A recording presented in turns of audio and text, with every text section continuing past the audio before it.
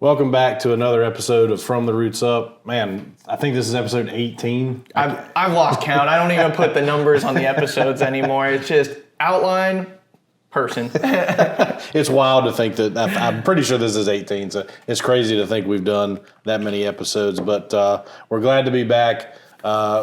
Before we get started, as I often forget to do, I've got to thank Chris for all that he does for us. We definitely couldn't do this without him.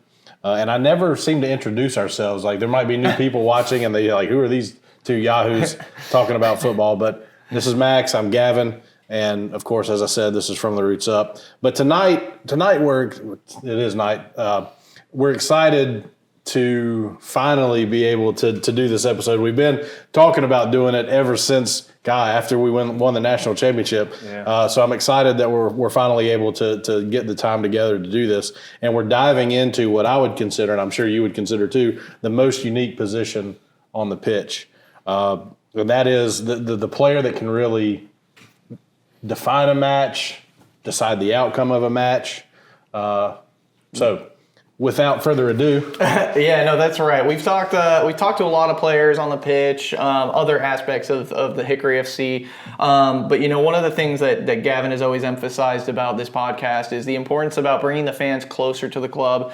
And that includes all aspects of behind the scenes work to just really show who the individuals are that you may not see kind of plastered on the front page, but are super important to this team. And we're going to talk about the impacts that this individual makes, but you may see him in a couple snippets here and there, like the picture Gavin sent me today where he was in the background. But everyone's role is super important, so we want to make sure these individuals get the highlighting that they deserve. And as the goalkeeper coach, and we've ranted about how successful our goalkeepers have been, that's a huge, huge role in developing the last line of defense for our team. So, yeah, and as he said, this guy's been instrumental in developing the two keepers that we've had this year, both Jasper and Mickey, especially after what would have been a very tough outing against Asheville. But we saw the rebound that occurred after that, and he's been very, very instrumental in that. And we've talked enough about this individual and this guy. Let's introduce him. Let's introduce who we've got. And Max is right. Like, we want you to get to know who the coaches and the players are, so that instead of calling out, good job number 7 or good job number 25, you can actually call out their name during a match day.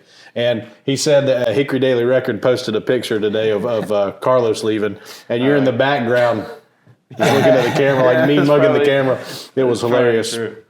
But this is both LR, men and women, correct, and Hickory FC's goalkeeper coach, Mr. Will VanHornBeek. How are we doing? Thanks for having me, guys. Yeah, thanks for coming, man. Yeah. So before we talk into the coaching side of things, I think we'll start kind of at the basis. As he mentioned, he's the goalkeeper coach, and we love to kind of nitpick and pick people's brains about the specific things that they do. So kind of starting way back at the beginning. So Will grew up in Missouri, and I don't want to assume anything, but I'm sure not a lot of people know Missouri for their soccer dominance.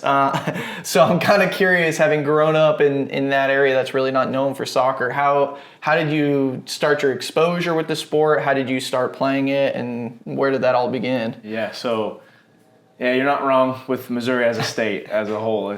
Most people here call it a flyover state, so there's just not much going on. But in terms of soccer, St. Louis is kind of a hub, but I'm like far away. So I'm about 3 hours southwest of that, more toward Arkansas and Oklahoma. And I had to drive 45 minutes to club every day. So 3 times a week, my parents drove me until I was able to do it by myself in high school. And I ended up driving to Kansas City, which is 2 hours. So I would do that twice a week just to get good training. My whole family grew up playing. My brothers, my sisters, so it's kind of something we just did. Everybody in my hometown played football, so it's kind of, if you played soccer, you're the kind of odd one out. But yeah, I mean, I've played ever since I was 5 years old and loved it ever since. So now, with the last name like VanHornBeek, we kind of have to assume we've got some European heritage. Is that where it came from? Like, family was big into it? So ancestors came from the Netherlands, but I'm fully American, so as much as I would love to claim something else, I cannot. Well, so if your family back then is from and we'll go ahead and talk World Cup. We'll go ahead and throw the question out. Yeah. U.S. or the Netherlands? I mean, I cheer for the Netherlands, but U.S. I gotta cheer for U.S. Very low key though. I'll go with that. So if you're like me as a kid, the short, fat kid, like always gets picked last for stuff. Yeah. So I would probably have naturally been a goalkeeper just because there would be nowhere else to put me. Yeah. So, I mean, you're obviously not short and fat like me, but so why was the decision made, or was it just kind of a natural thing that you became a goalkeeper? Yeah. So I grew up not actually playing goalkeeper. I was actually a midfielder. And I tell all the guys at training all the time that I used to play in the midfield, and they all laugh at me. But it wasn't probably till middle school where I made the switch. I had a kind of a tough conversation with my dad. I hated running, and I didn't want to run. And I played other sports, so my reaction was pretty good, and I was very quick in short distances. So he's like, you try goalkeeper. So around 7th grade, I switched over and really, really loved it. And then started getting goalkeeper training and started kind of honing in on that position and really kind of making it my own. And yeah, I mean, I still kind of miss the glory days of getting a goal, but also robbing someone else is just as fun. So. I always love putting like the pieces together of the stories we get. So I'm just imagining like a 7th grade Will. His dad's driving him an hour to practice every day, and he's like, "Man, I freaking hate running." And he's like, I'm driving 2 hours a day, and you don't even like this." Yeah. I'm sure it wasn't that bad. It's always this sport, No. but. So I guess that kind of changes my question a little bit. The next question I had, because we always love to talk about, our idols growing up and who we aspired to, which I assumed was going to be a goalkeeper, but maybe not. Do we have any specific soccer players that I mean, the obvious one I would say, just because my hometown wasn't like a soccer town, like it was football. So the obvious for me would be Messi, but Messi's just famous, like everybody knows Messi. So I would say when I switched over to being a goalkeeper, my favorite goalkeeper to watch is probably Courtois. I love his frame is just great. And he's just very clean, very calm. He just has a presence about him. I'm obviously not as tall as him, so it's kind of different, but just love watching him whenever he plays. So. Yeah, he's one who's just got like a really good stature for it. I mean, some of his saves, if my arm hit a ball going 60 miles an hour, it'd be on the window. It just makes it look easy. Oh, effortless. It's crazy. That's the best. Yeah. It's got to be somebody from Chelsea and Real Madrid. It's got to be. Yeah. Now, we were kind of looking in a little bit of your backstory, as Gavin likes to call me, the stalker. But it looks like you had a fairly large family growing up. There's 8 of you total, 5 siblings. So naturally, that makes me wonder, is there a sense of competitiveness? Like, did you play a lot with your siblings growing up, or was this something like you did? Yeah, so like I said, I had all my siblings played soccer growing up. My older brother was 2 years older than I was, and I kind of, in a way, I don't know if you can call it healthy, unhealthy, but I wanted to be better than he was. So I really trained a lot just to try to be the best that I could be. But once I kind of realized that I was kind of good at this, my brother started getting good as well, which kind of started making me want to get better and better. And so I liked being his younger brother, that he would talk to his friends, hey, my brother's 2 years younger, he's coming up in high school, he's good. For me, that was all right, people notice my brother, knows that I can play with these other guys. So I mean, big family, you just want to, I was close with my family, so I just want to make them proud. And I just really attribute that to that, just try to be as best as I can, but also remember family. I like how you brought up too, there was something that I feel like all the players talked to us about, and it was that healthy sense of competitiveness, which it felt like was such a huge part of Hickory's identity. All the guys were talking about how they loved that everyone was really good because they all had to fight for their spots, but at the same time it was a healthy sense of competitiveness, which sounds like you had with your brother. It's right. You want to be better because you want to make each other better, and you want to play better. You want to make everything better. Right. It's not I want to be the best. I want to just kick everyone's butt. Right. It's like I want everything to be Well, better. it's more fun that way. You know, Right. like you have fun, they have fun, and then when you put that in a team setting, the team has fun, and when the team's having fun and you're winning, like it's a hard thing to beat. So. And I mean, we've talked about it. I think probably every episode is how the club looked this year. I mean, you could tell they were having fun. It wasn't just to slog your way through the season. Like they were having fun, and you could tell that. Right. And I think your competitiveness and your healthy competitiveness certainly helped you going into college. Because as our resident stalker found out, you have played in some big games. Yeah. And that includes Sweet 16, Elite 8, conference championships. Yeah. And, I mean, we know that not everybody gets those opportunities to do that. So not only does it speak to your competitiveness, but, I mean, just how good you are as a player. Yeah. I mean, so making that switch, transfer, it's a different level. Like when you get into those post-game, like, atmospheres, like it just means more, you know, and even with Hickory FC, like you feel the pressure, you know, but it's also a fun, like it's a good, healthy pressure. Like you want to do well. Like you want to be in those big moments as a player. I think any player you ask, they'll tell you the same thing. Anybody who's a competitor will say the same thing. You know, like you live for those moments. You know, like to have that, especially as a goalkeeper, that maybe that one moment to shine in a big game that, you know, makes or breaks your season. And so, I mean, it just kind of helps to translate that into coaching, and then also be able to translate that into younger players who maybe don't have that experience, or maybe they do, but it's just someone they can relate to, you know. So I think that's a big help there.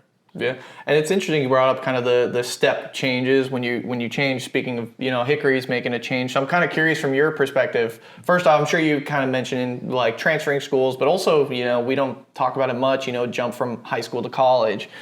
Whenever these changes, like how much of a difference is it? I imagine like you're a high school goalie and you're like getting kind of soft saves, and then your first like university games, you get pelted, and you're like, dang, that was a lot faster than it was last year. So I'm kind of curious, how are the differences for you? And do you think one of them was like a substantial difference that you noticed, whether it was like high school to university, one of the university changes, or the summer leagues? Like, what was the experience like? Yeah, I think high school to college was probably the most. My first college game, I lost 9-0. Just got smacked. And granted, the team that I was on was probably the worst Division II in the country, just to be honest. And that was a big wake-up call to me, especially in terms of my physique. Like, the amount of growth that you change from your freshman year to your senior year of college, like, it is crazy. And so you're playing with men, you know, like you're still a young kid. And especially as a goalkeeper, you've got to have some kind of presence, you know, crosses, corners, set pieces, stuff like that, where you're going up against maybe a 6'5" center back from Spain. You know, like it's hard because they have that experience. They could be 23 years old and I'm 18. So I think that was the biggest change. But as the years go by, you kind of know like what you have to be ready for, and so you have to train for that. You know, and even going from my first college to my second was not as big of a jump, but it's just different levels. They were nationally ranked the year before, went to the Final Four before I got there. And the training was just even higher than what it was. So there's always levels. And I think playing USL2 in the summer, that kind of exposes you to the most. Like just the best athletes from each college are coming to play. And even in PSL, like you get the best of the best all on one team.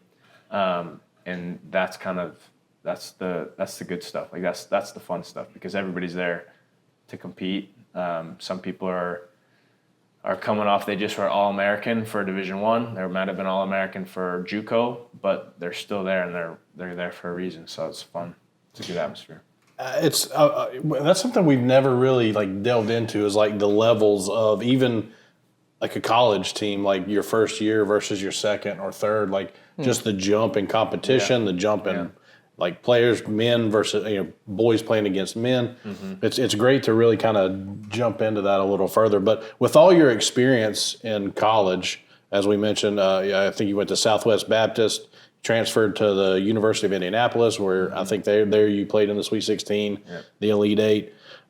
We've talked about, and this is the controversial question that we've talked about before, as far as like when you compare the European system to the American system, where that offers college, you can play in college, summer leagues, all of that. And I don't know if you want to answer this question or not, but we'll ask anyway.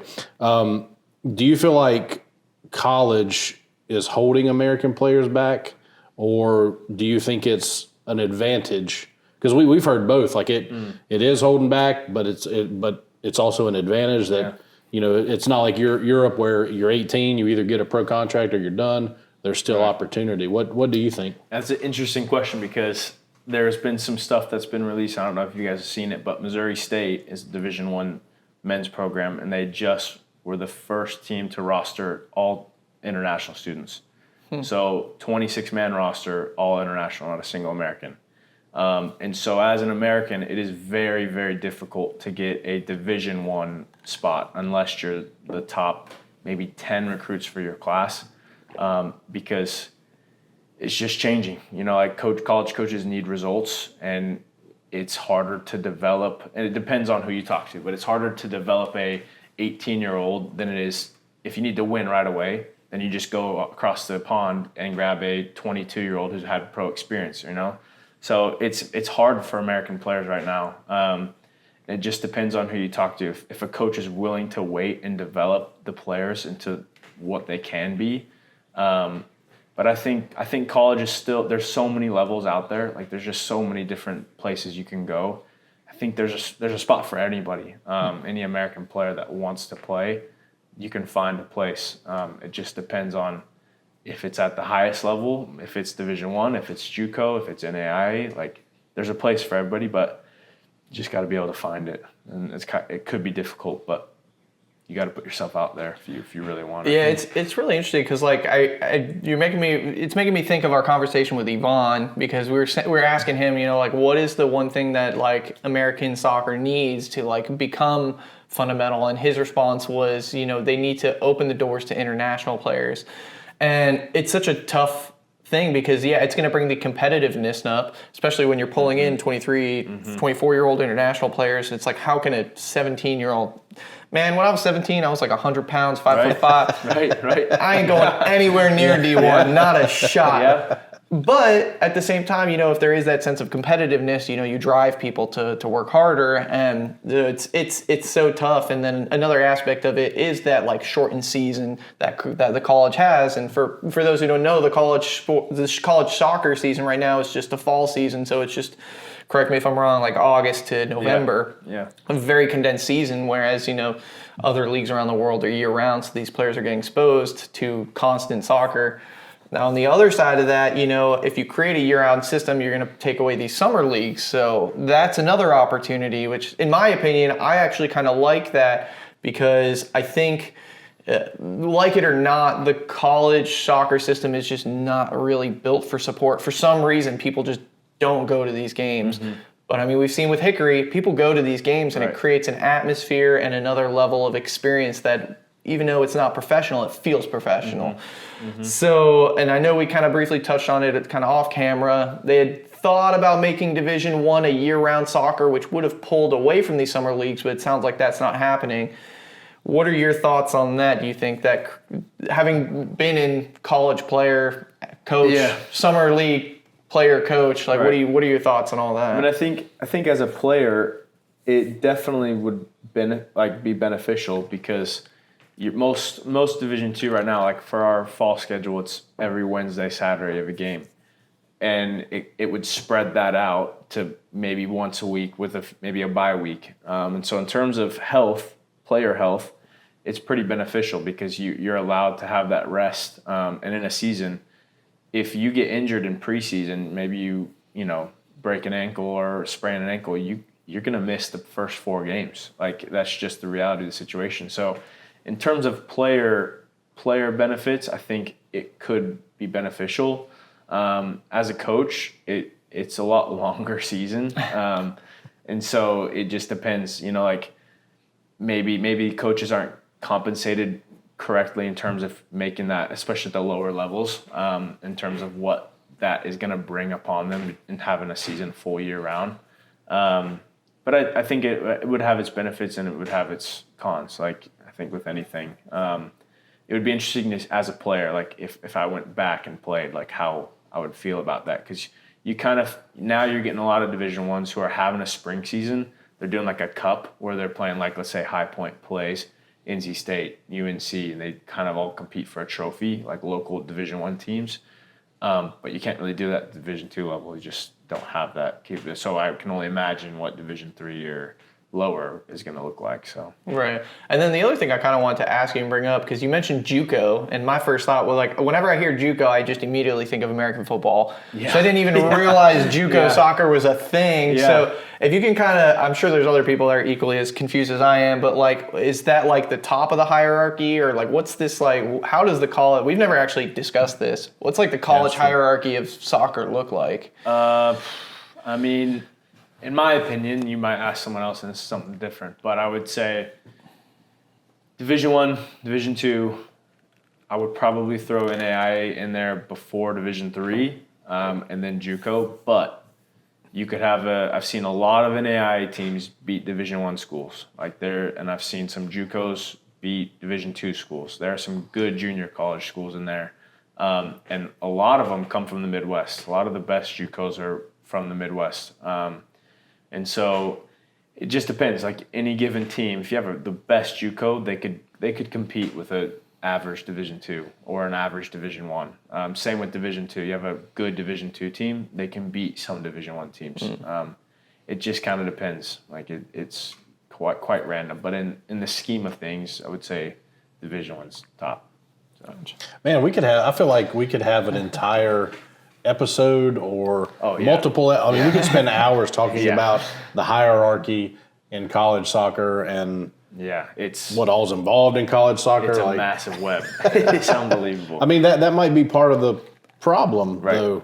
It's just all over. Yeah, all over the place, and there's not like a defined, I don't know, tree to climb. I guess, and maybe too that maybe the difficulty with finding support for it is, like if you're like, hey, are you going to this college soccer game? And you're like, well, where are they? And we're like, oh, they're NIAI. They're like, what the heck is that? I'm like, this is way too complex for me. It's like football, we've got conference, winner, top, national championship, boom, done, easy. Yeah. This is like, and then you throw in, it's like, wait, but do they play against Hickory? No, dude, that's the USL. What are you talking? It's just like, it's just all over. we like things simple. I mean, that's true. But with all the different levels of American football that you've experienced, played in, coached, USL 2, NPSL, semi-pro, college. I mean, I think maybe out of everybody we've talked to, being so young, like you've got the most, I guess, well-rounded experience, I would say, that of anybody that we've talked to. But if like who have you played for? As far as like in NPSL and USL 2? Yeah, so my first summer league team was the Dayton Dutch Lions in Dayton, Ohio. And then I took a year off because I had an injury. And then I went and played with Med City FC out of Rochester, Minnesota. That was probably my favorite. We won our conference, went to the second round.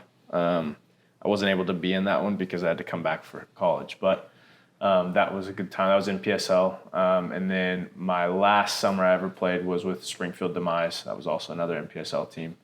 But yeah, I've kind of been all over. I mean, being from such a small town, for me, I wanted experience. Like I wanted to go places I'd never been, spend time in summers in cities I've never been to, and just kind of get out and branch out. So for me, I wanted to go where I was going to be able to compete, whether I played or not. I just wanted to have a good experience and be able to do the best I could. So, yeah, I've kind of been all over. So, in your experience, like going to these different clubs, and like how you ended up there, was that something like you reached out to the coach, or the coaches reached out to you, or like they reached out to somebody they got a hold of you? Like how did that work for you? So I had built a highlight video just based off of my college season. And I sent it out. Like I think me and my friends at my university, every winter/spring, we'd compile a list of teams all over the country, USL2, NPSL, and you just send it. Like, you just send your video, send an intro letter, send an email, text, wherever you could get contact info, and just hope and pray somebody gets back to you. And few teams do, and then maybe the ones you want don't.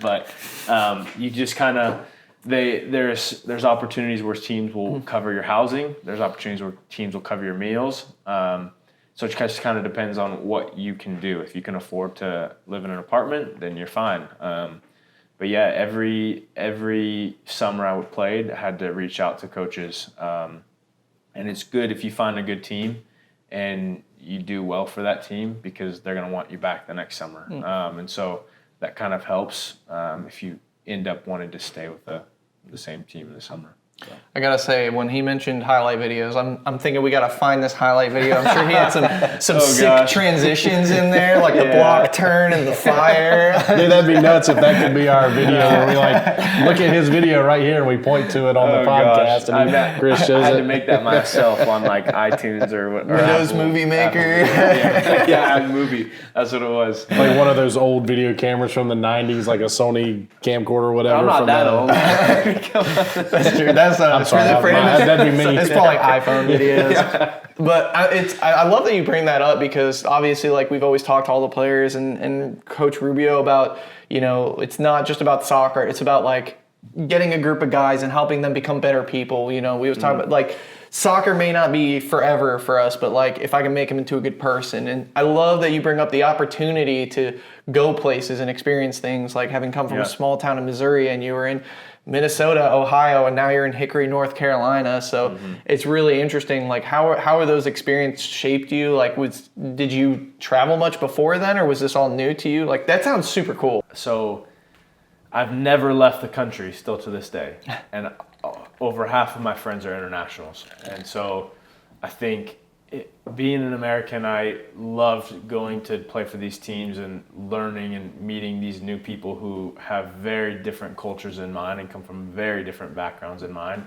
And honestly, those became my best friends. Wherever I went, I had a group of friends. One summer in Ohio, I stayed in a house of 8 international players, like just 2 from Italy, a few from Spain. And so you really just kind of mesh with it when you have nothing else really to do in the summer except for play soccer, and that's the thing that brings you close. Like, you get close to these people and you learn about them and you learn about where they come from, and so I think that really kind of shaped me into a little bit of who I am, like just loving this game and where this game kind of comes from, and the people that from anywhere they know the game and they love it.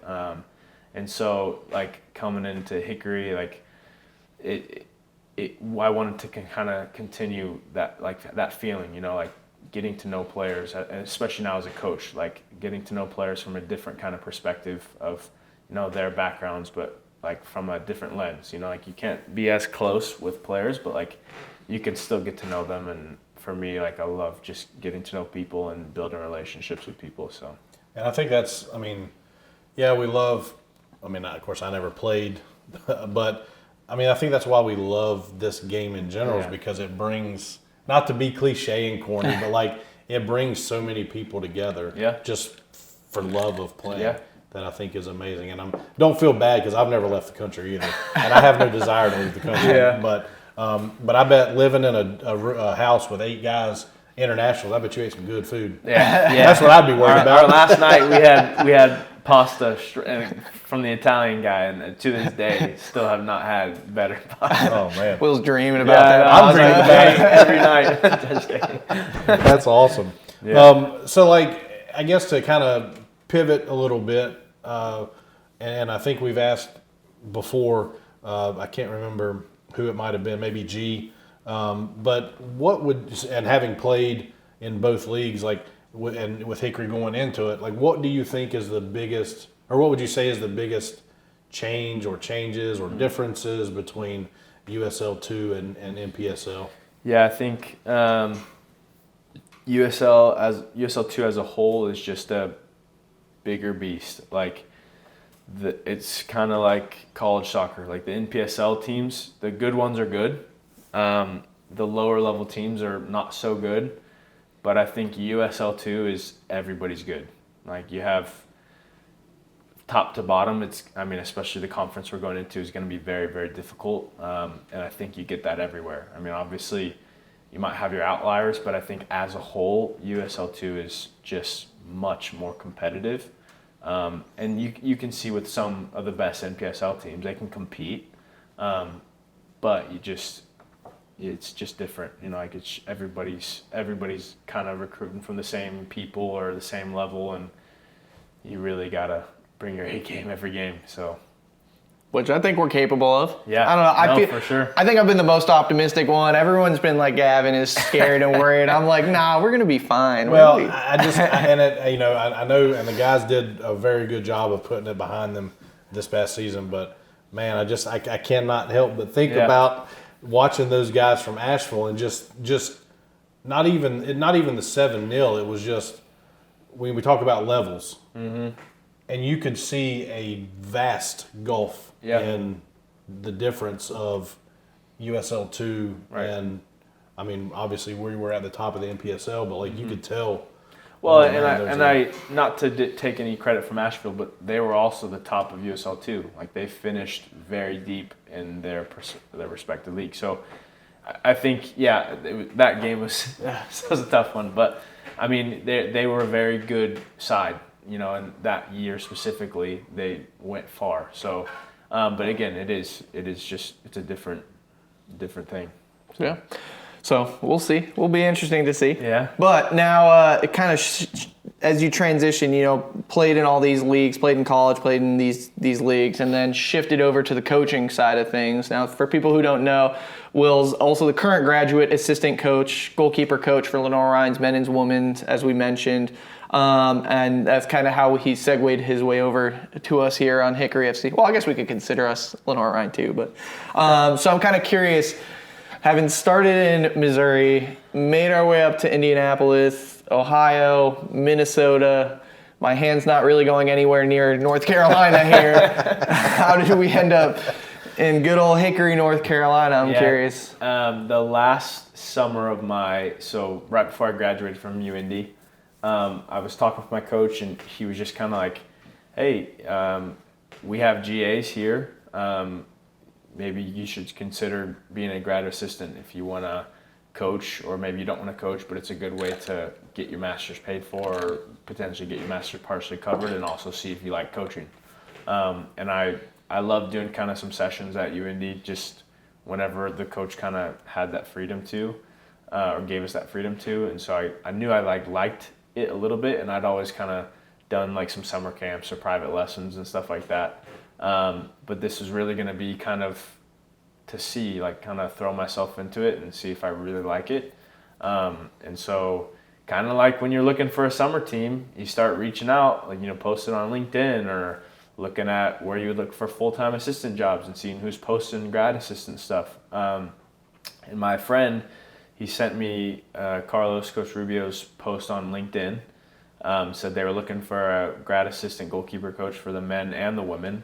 And I had worked at a youth club in Indianapolis, so I had kind of some experience with coaching girls, and reached out to him, hopped on a phone call with, I thought was going to be just him, and it turned out being him, Jorge, the women's head coach, the women's assistant coach, all five. And I was like, and so we did Surprise. it. Yeah, exactly. And we had the phone call went well, and then I actually drove down here 4 days after I graduated from college, 13 hours by myself, came to visit the school, talked with Carlos, had dinner with him, stayed the night.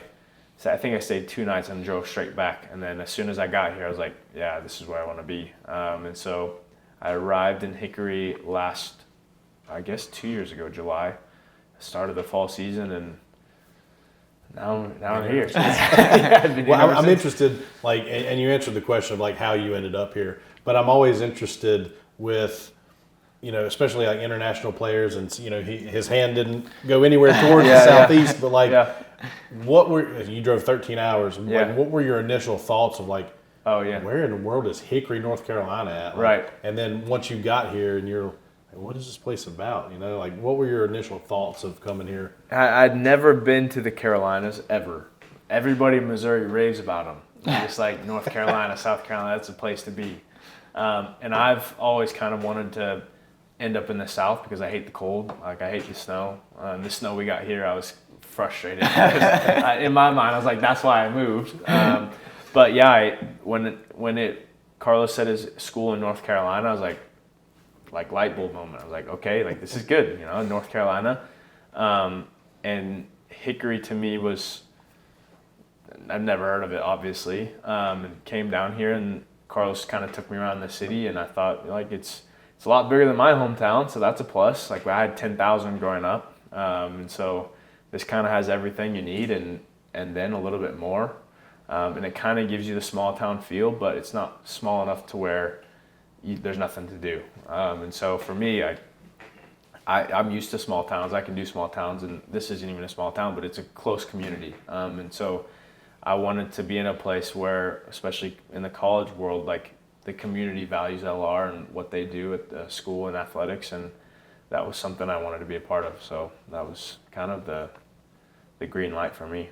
I can always tell where people grew up based on how they describe Hickory. It's so funny because having grown up in very populated areas, I went to school in Miami, lived in Jacksonville, Tampa, still definitely a small town. So it's so funny when people are like, man, Hickory's not a small town anymore. I'm like, yeah, it was tiny. Well, yeah, coming from Indianapolis, it's definitely smaller, and Indianapolis was huge. But yeah, I mean, it was, for me, it felt quite perfect. Like it was enough of a big town, but you know, it could probably be a little bit bigger, but I mean, there's enough of both for me to be happy with. It's just like you mentioned, perspectives, because I've lived here all my life.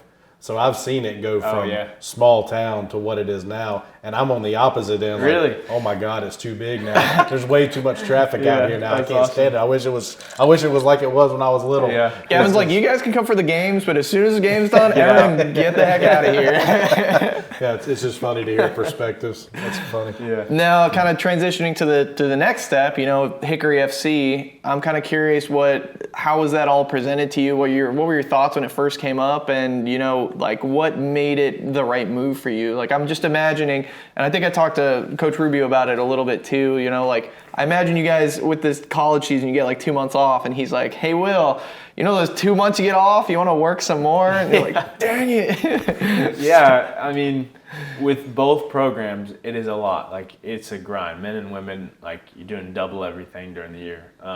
And Carlos also did the same thing when he was a grad assistant. So I'm kind of a mirror image of him.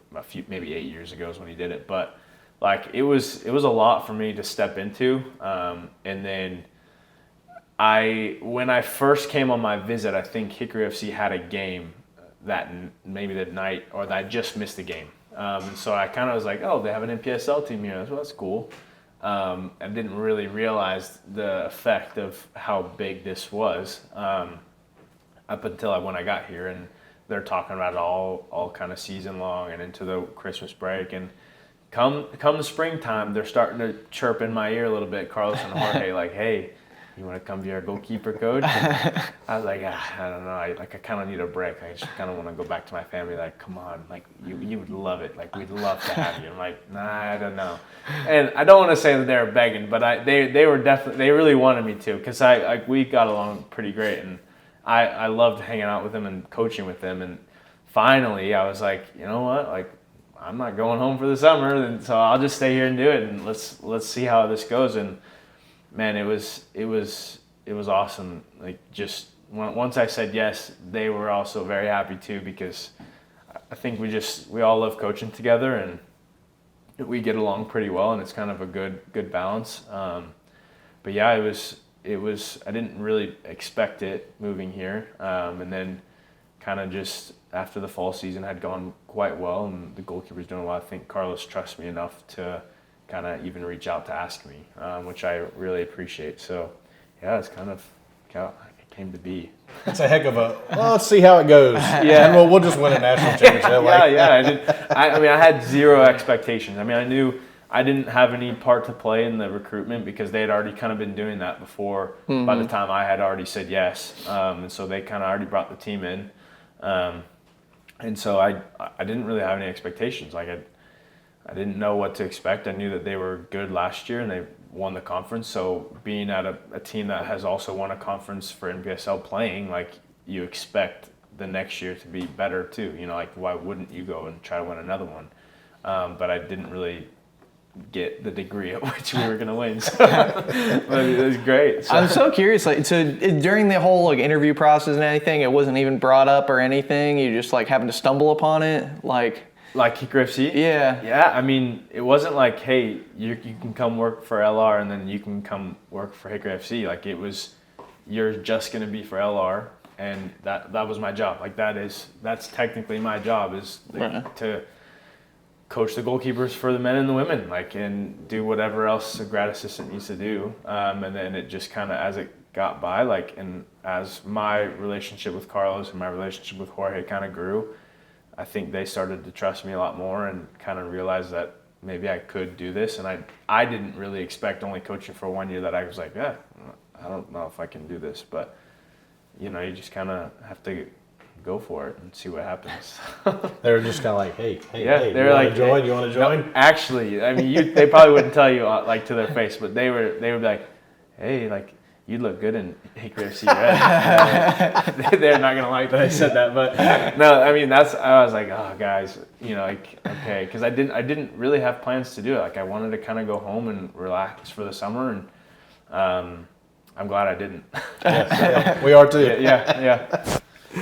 No, you know, we always love talking about the incredible fan base that we have and how the players love it and the atmosphere and experience. And I think we briefly touched on it with Mickey, but, you know, from your experience, like what kind of an impact, especially from the goalkeeping perspective, more so being of the home team, you know, not as much the away team, but like what kind of impact does that make? Like, I'm sure you got to be locked in, and it, I don't want to say it makes it harder, but it's probably not as easy when you got the team screaming, but they all talk about just being absolutely honed in. So what does that atmosphere play to the players, and like how does that, as a coach, help you either bring them in recruiting or playing? Well, as a coach, it definitely helps sells it to a player that maybe is on the fence deciding on where they should go play for the summer. You kind of just send them one kind of picture or video of the atmosphere, and they're like, all right, sounds good. But it's, yeah, I mean, as a goalkeeper, it is a lot of pressure, and it just adds more pressure, especially the home environment. And I think, like, going back to being a competitor, like if the best competitors and the ones that want that, they enjoy that. Like that's the fun stuff for them, because it's kind of like an adrenaline rush in a way. They kind of just get locked in, and yes, it adds the pressure of being able to not perform, but for the ones that do, like I think it just kind of elevates your game even that much more. And sometimes you'd see, like, if we go play at a different, like an away match where there's not anybody there, like maybe you could get away with some stuff, like you can be a little bit lackadaisical. But I think in an environment like that where you have thousands of eyes on you at all times, like especially as a goalkeeper, if it gets close to the net, like everybody's gonna be watching, you know, and so I think it just kind of holds you accountable a little bit more than it would if you were, you know, not with a huge fan base and a huge organization that really wants success. And so, yeah, it makes it more fun, I think, as a goalkeeper to compete in those moments. But yeah, no. And I think you could definitely tell that with Mickey this year, that he really relished. Yeah, really took it on. Yeah. You see it, like, you make a save and you just feel excited about it, and you know, I think Mickey would yell out a few times, but I mean, as fans, like you like seeing that your players are passionate about what they're doing. They have a pride for themselves to be the best, and as a player, like I said, you feel that, you know, in big moments and big games, and it just elevates your game. So speaking of big moments and games, I'm gonna put you on the spot and ask you, your favorite moment being here for the year, I guess it'd be from this past season, but you can't pick Tommy's goal and you can't pick the national championship. Well, is there another like moment or moments that you're like? I actually have a funny story for Tommy's goal. I didn't actually see it because I was warming up Nico in case we had to go to a penalty shootout, and Nico ran up to the restroom, up the ramp, and Carlos starts yelling at me because we had to sub him in before the game ended. And so Carlos is yelling at me from the coach's bench, like, get Nico in, get Nico in. So I'm like looking like, where's Nico? So I run up the ramp and Nico's coming out and I start yelling like, hurry up, hurry up. And as we're running down the ramp, the crowd goes wild. And I'm like, what just happened? And Tommy's running over to the bench. Everybody's. So I think if there's a video, you can find it. I just start running. I don't even know what happened, how the goal happened, nothing. And that's probably the biggest regret is I didn't get to see it. Oh, And no. I didn't experience it live because I was trying to get Nico out of the bathroom to get ready to sub in. But yeah, so I wouldn't say that goal because I didn't see it. But greatest moment, I think for me was, it doesn't have to be a game. Whatever. I would say the practice leading up to the final, national final, was in San Francisco. And I think, like, for me, that was like you mentioned, the cliche of the love of the game. Like, you just saw a bunch of guys who met at the beginning of the summer. The training environment was just unreal. Like, laughing, having fun, like, but also competing and, you know, knowing what was at stake. Like, it was just, I've never felt a vibe like that in my entire life, playing or coaching ever. And that was just, that's unreal. It's fun to be a part of. It's crazy you mentioned that because Carlos said the same thing. Yeah. Like, it was like, and I think he even mentioned, if we go back and watch, and you can say if you felt the same way, like, there's no way we're losing this game tomorrow. Yeah. It was a confidence like no other. Like, the guys felt relaxed, you know, like they're having fun. They're in their own groups and they're mixing and stuff. And yeah, it just unreal. Like, you tried to just take it in. Like, the weather was weird. It was really foggy. You're in a place you'd never been. Most of the guys never been to San Francisco. I'd never been to San Francisco before. And so it was just, just hard to describe, but like feeling of just confidence and like pure joy, like just happiness, you know, just. Man, talking about it, just like, I should have gone, Chris. I should have just done it and gone. I was just gonna say, hearing all these stories from the San Francisco trip, it's just like killer because it's like, man, it sounds like you guys had an absolute blast. It sounds like. I know everything happens the way it's supposed to, but like, if that game was home, like, it would have been. I mean, everybody's like, it would have been crazy, but I think it would have been fantastic. Like, people would have been able to experience at least some of it, you know, like, but yeah, I think that trip was amazing. It was quite awesome. I always stand by the fact that we should have had made a documentary out of last year, and that season finale would have been nuts. Unreal. I got to play these in my head as if it is a documentary. But Well, we did mention for this USL2 season an all or nothing Hickory FC, and now that we've got, and I guess I can say it, Hickory FC's videographer. Like, we've got an end to say, hey, we need to do an all or nothing behind the scenes. This could be like a Patreon type thing. Or, behind the scenes, that'd be amazing. Awesome.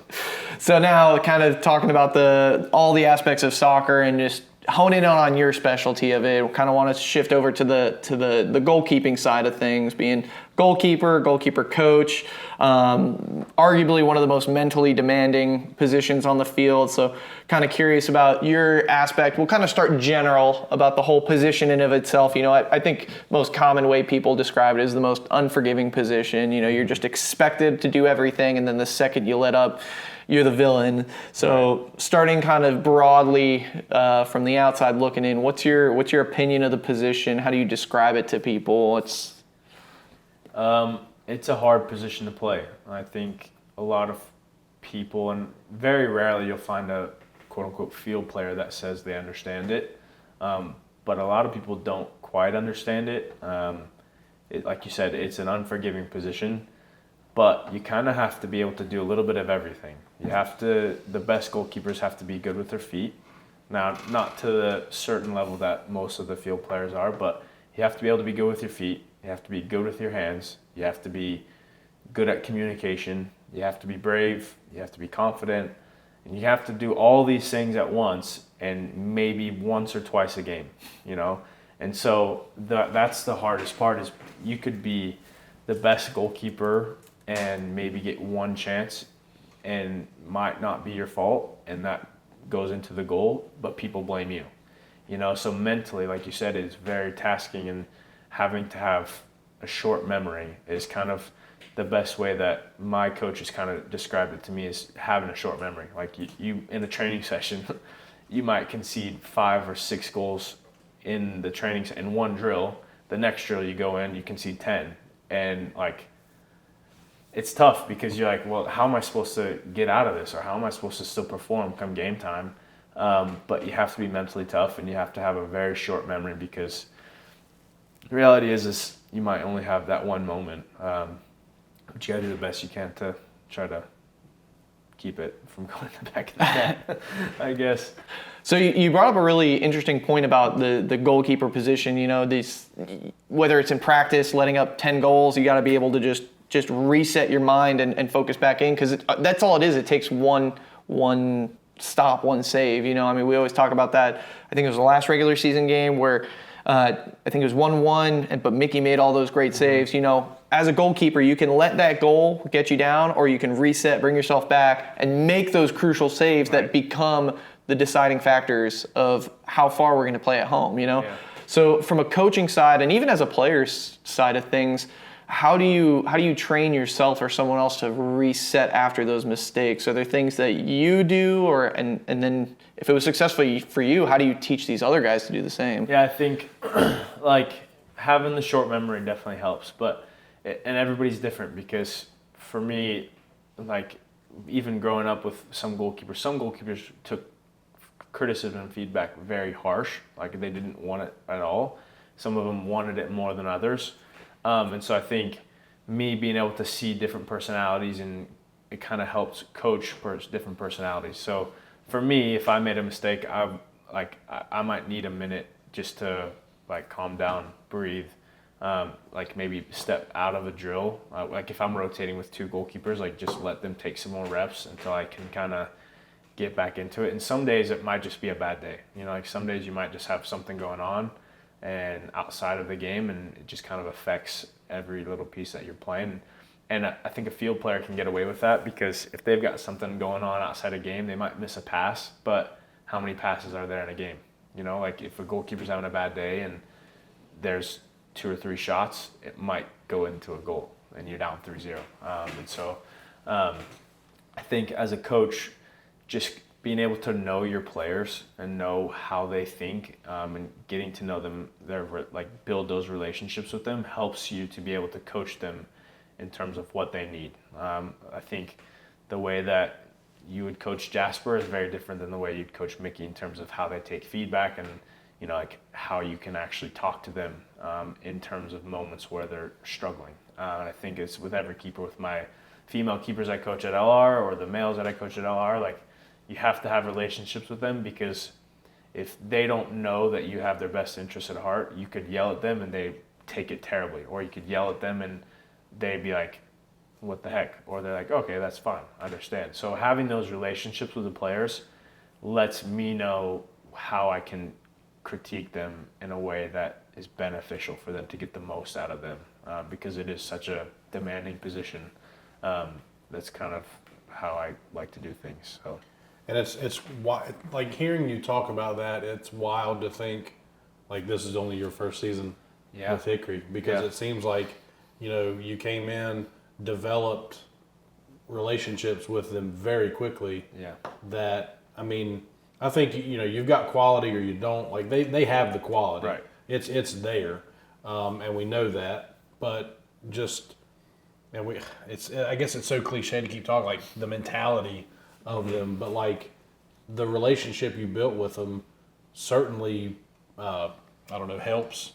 Yeah, helps to foster their mentality. If that makes any sense. I think depending on the relationships you have with them, I want to be someone who pulls the best out of them, or at least tries to pull the best out of them. And Jasper, I didn't really know as well because he'd obviously played before. Mickey didn't play the year before, but I got to know them quite well, and then he left. But yeah, I want to be someone. I want to not be your friend, and I want to be liked, but I want to have that relationship to where they know that I'm trying to pull the best out of them, and I'm trying to put them in a spot where they feel confident, because as a goalkeeper, confidence is everything. If you don't have confidence, you can't step on the field. And so I try to do whatever I can to make them feel that confidence going, because come game time, they need to have that. And so in terms of, that's why I think relationships are the most important piece. Like if you don't have relationships, you can't try to get the best out of people. So relationships are huge in terms of how I like to coach. So. And I like tying it in, like how everything like always ties in, and that's what I think is really cool. And so I'm just imagining, this is a guy that grew up in a small town in Missouri. I'm sure he talked, trained with people from there, went to Indianapolis, a big city, talked, engaged with, interacted with people there. Ohio, you're going to all these different places, and these experiences are what teach you how to communicate with different individuals and what people respond to. So it's so cool to again, this is what we love doing about this, is like seeing what made you the good coach that you are. It's like those experiences and hearing you talk through what you've been through. So just putting those pieces together is always just so cool to me. Yeah. You took the words. I was getting ready to say that. That's what we like doing about this. Yeah. But even more than it's hearing the behind the scenes that like nobody would even know it's a thing. If we didn't talk to people, right. Like, I don't even know. Does anybody really know who Will is? Like, who's this guy walking around? Hey, you might just see me players, walking like, behind Carlos. who is this guy? But like, there is legitimately so much that goes into. Like a general fan just sees a keeper standing there just kind of waiting for stuff to happen, but there's so much more happening than just standing there waiting for, you know what I'm saying? Yeah. It's wild to hear that.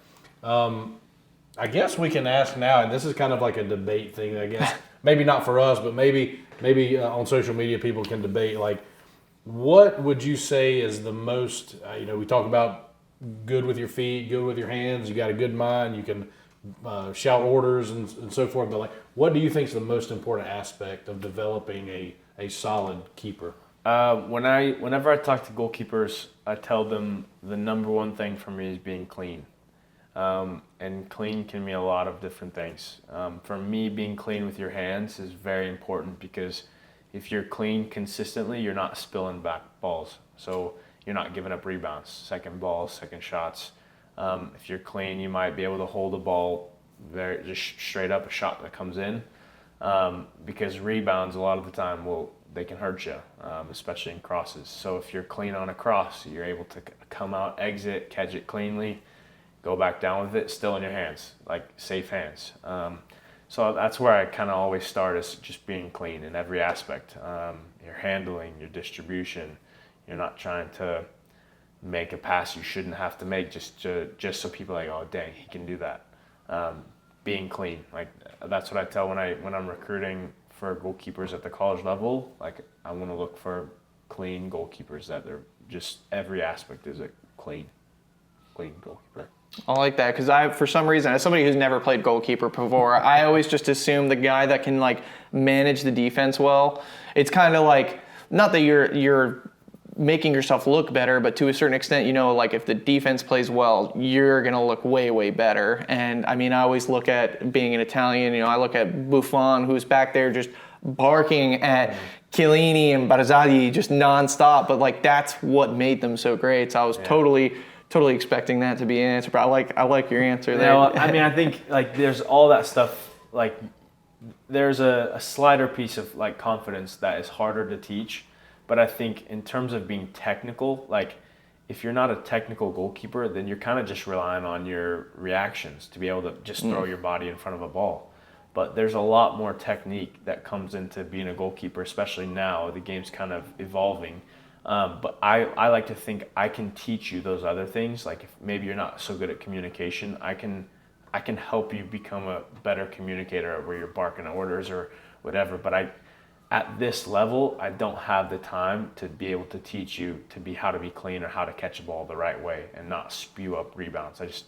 I need somebody who can do that right away, So the other things I can teach in terms of the tactical mindset or the barking out orders or whatever that is, but for me, I don't have the time to. If you're going to be my starter, like I need you to already know that at this level, So, yeah. Gotcha. Now, the other thing which I think is a good goalkeeper question, and you kind of mentioned briefly shifting positions, but kind of retrospectively, if Will was not the goalkeeper, what position would he be playing? Well, I said I played center mid, but all my goalkeepers out there, if you ask them the same question, it'd be striker, for sure. Is that just like a revenge thing or what? I don't know. I think I like to say that, like, I know what it takes to score a goal as a goalkeeper, and like how hard it can be. So I'm like, yeah, I mean, I know the weaknesses of a goalkeeper. Like, I could be a great striker, but obviously when I get to the moments, I can't. But one can dream. That's funny. So for fans that, I guess the general fan coming into the USL2 and having played in it, then they might not know what the expectations might be for this season. There might not be expectations. I think with the way that Hickory's gone about it is the expectations are to win. Mm-hmm. That's the minimum.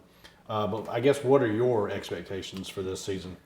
Yeah, I mean, I expect obviously to compete. I think we have to be able to compete in games. I want to see, obviously for the community, I want the success to kind of still be there, but with the new league and with everything that it brings, you don't know exactly how it's going to go. I think you could say if we stayed in the NPSL, I think you could say we would probably finish top 3. I kind of don't really know where that's going to be this year, which kind of makes it fun. But obviously for some fans kind of is a little bit nerve-wracking. But I think this year, just compete. Like once we start bringing the guys in and like starting to see how they're doing as a team, like I think we'll have a little bit better idea of where we think we could fall. But yeah, I mean, for me, it's just to compete and keep this thing rolling. So yeah. I'm just so excited every time we talk about it. And I'm just super optimistic. In my mind, I'm like, we're going to hit the ground running. I think the quote I said, we're just going to walk in, smack the USL in the face and be like, we are here.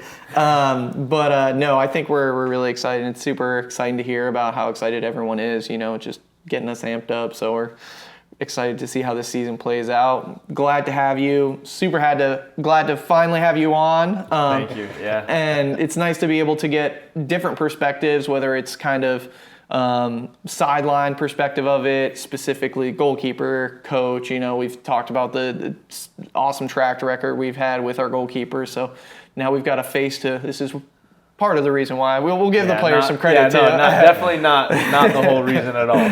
but I'm sure a huge part. So definitely super happy and excited to have you on. You guys, talk to you. Appreciate it. Yeah, and as important as developing our last line of defense, I guess you would say, we've said it throughout this episode, and I think we've said it before, is just your what would you say? Just your ability to get the guys the mentality, like. Everything we've talked about this episode, your relationship with them, it's you can tell. You can just tell through the pictures, videos, how the relationships really kind of sparked this season and the winning. And I hope that we can continue to dominate in. I mean, we've had a good, like you said, a good track record of keepers, right? Both with Jasper and Mickey, and I hope that moving into this league we continue that. Yeah, no, That's the goal. He said that's the plan. We're gonna make it happen. But yeah, no, we're all super excited. I'm sure. I mean, I hear everyone talking about it, and everyone's ready. And whether it truly is a promotion or not, we'll keep pretending like it is. That's what it feels like, and I think that's gonna create so much more buzz around it too. Like everyone's like, we won it. We're going up. Yeah. I'm like.